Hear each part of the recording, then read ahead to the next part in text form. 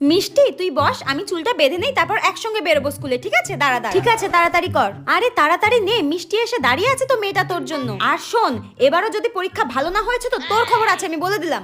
হ্যাঁ মা, তুমি চিন্তা করো না, আজকের পরীক্ষা আমার দারুণ হবে। আমি কালকে সারা রাত জেগে জেগে সব মুখস্থ করে নিয়েছি, সব। আমার আজকে পরীক্ষাটা যে হবে না মা, কি জানি বাবা, সারা বছর না পড়ে পরীক্ষার আগের দিন রাত জেগে জেগে কি এমন করিস ভগবান জানে।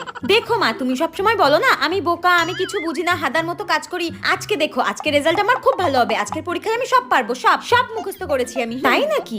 এই মিষ্টি শোন না, আমার স্কুলের ব্যাগে একটু বাংলা বইটা ঢুকিয়ে দে তো। স্কুলে গিয়ে যদি সময় থাকে আর একটু পড়ে নেবো, দেখবি তাহলে আরো ভালো রেজাল্ট করতে পারবো, ঠিক আছে? হ্যাঁ, বাংলা বই ঢোকাবো, কিন্তু আজকে তো ইংরেজি পরীক্ষা।